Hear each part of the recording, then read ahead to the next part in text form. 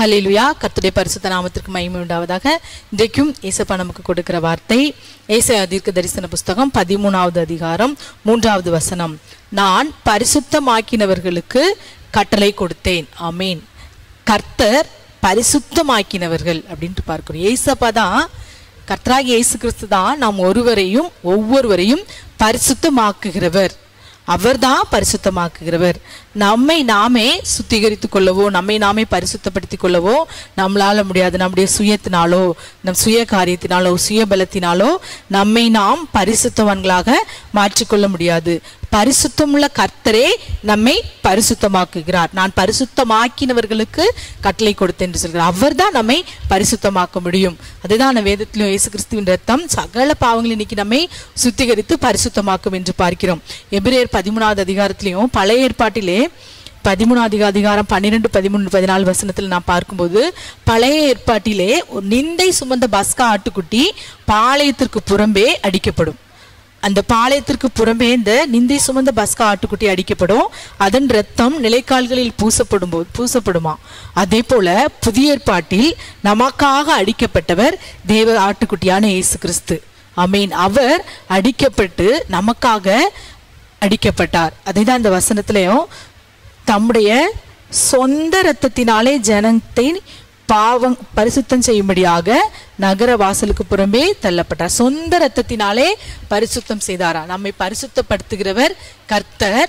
அந்த கர்த்தர் அவருடைய சொந்த இரத்தத்தை சிந்தி நம்மை பரிசுத்தம் செய்கிறார். ஆகவே மீறுதலில் நிமித்தம் அல்லவா அவர் காயப்பட்டு நொறுக்கப்பட்டார் என்று விசுவாசத்தோடு அவரிடத்துல வரணும். அப்படி அவரிடத்தில் வரும்போது அவர் ரத்தம் சகல பாவங்களை நம்மை சுத்திகரிப்பது அதிக நிச்சயம். அந்த பஸ்கா ஆட்டுக்குட்டியின் ரத்தம் சிந்தப்பட்ட அந்த ஆட்டுக்குட்டியின் ரத்தம் எங்க போச்சா, என்னவாச்சா, அவருடைய பரிசுத்த ரத்தம் நகர வாசலுக்கு புறம்பே பாடுபட்டாராம். ஆமேன். ஜனங்களை பரிசுத்தம் செய்யும்படி நகர வாசலுக்கு புறம்பே பாடுபட்டார். ஆகையால் நாம் அவருடைய நிந்தையை சுமந்து பாளையத்துக்கு புறம்பே அவரிடத்தில் புறப்பட்டு போக கடவோம். நாமும் அவர் நம்முடைய நிந்தையை சுமந்து பஸ்கா ஆட்டுக்குட்டியும் பாளையத்துக்கு புறம்பே தான் அதை என்ன செய்வாங்க, பலியிடுவாங்க. அதே போல இதுலையும் பாருங்க, நகர வாசலுக்கு புறம்பே தான் அவர் நமக்காக பாடுபட்டார். ஆகவே நாமும் அவருடைய நிந்தையை சுமந்து பாளையத்துக்கு புறம்பே புறப்பட்டு போக கடவோம் என்று நாம் வேதத்தில் பார்க்கிறோம். அவருடைய நிந்தையை சுமந்து அவர் பாளையத்திற்கு புறம்பே பாடுபட்டது போல நாமும் அவருடைய நிந்தையை சுமந்து பாளையத்திற்கு புறம்பே போக வேணுமா. எப்படி நாம் பாளையத்திற்கு புறம்பே போய் அவருடைய நிந்தையை சுமப்பது? நிலையான நகரம், அடுத்த வசனத்துல பாருங்கள், நிலையான நகரம் நமக்கு இங்கே இல்லை, வரப்போகிறதையே நாடி தேடுகிறோம். நிலையான ஒரு நகரம் இங்கு இல்லை.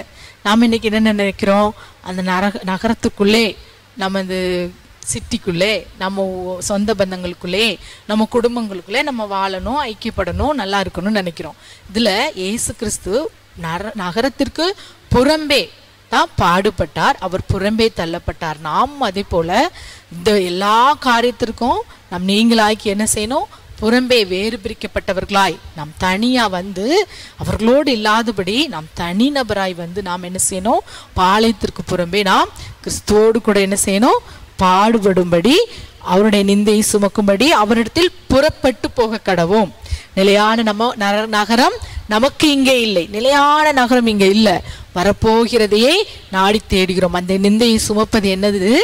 இந்த உலகம் நமக்கு நிலையானதல்ல, வரப்போகிற பரலோக நகரம்தான் நமக்கு நிலையானது என்று சொல்லி, இந்த உலகத்தில் இருக்கும் அளவும் கர்த்தர் பாளையத்திற்கு புறம்பே பாடுபட்டது போல நாமும் கூட நம்முடைய எல்லா காரியங்களும், நம்முடைய இனம், நம்முடைய சொந்த பந்தம், நம்முடைய காரியங்கள் எல்லாவற்றையும் விட்டு நாம புறம்பே புறப்பட்டு போய் அவருடைய நிந்தையை நாம் சுமக்க வேண்டும். ஆமேன். அப்படின்னா என்ன, நாம் இந்த உலகத்திலே இருந்தாலும் உலகத்தோடு ஒத்த வேஷம் தரிக்காதபடி, நான் எப்படி ஒரு தாமரை இலை தண்ணி பட்டும் படாமல் இருக்குமோ அதே போலதான் நாம் இந்த உலகத்துல வாழணும். ஏன்னா நிலையான நகரம் நமக்கு இல்லை.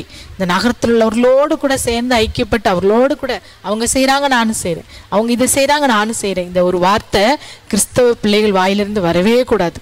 அவங்களை போல நானும் அப்படின்னு அவங்கள மாதிரியே தான் நான் செய்வேன். அப்படி இல்லை. அவர் பாளையத்திற்கு புறம்பே நமக்காக பாடுபட்டார். நம்மை பரிசுத்தம் செய்யும்படி அவர் சொந்த இரத்தத்தினாலே அவர் நம்மை பரிசுத்தப்படுத்தினார். ஆகவே நாமும் இந்த வேளையில் அவருடைய நிந்தையை சுமந்து பாளையத்திற்கு புறம்பே புறப்பட்டு போவோம். நிந்தையை சுமப்போம். நிலையான நகரம் இங்கே இல்லை. அப்படி நிந்தையை சுமந்து அவருக்காக பாடுபட்டோம் என்றால் பாடுபடுகிறவர்கள் தான் அவரோடு கூட ஆளுகை செய்ய முடியும். இன்னைக்கு அநேகருக்கு பரலோகத்துக்கு போன ஆளுகை செய்யணும். ஆனா பாடுபட இன்றைக்கு ஆள் இல்லை. இன்றைக்கு அருமையான தேவனுடைய பிள்ளைகள் அவரோடு கூட பாடுகளை சகித்தால், அவரோடு கூட பாளையத்திற்கு புறம்பே நாம் நிந்தையை சுமந்தால் நாம் அவரோடு கூட என்ன செய்வோம்?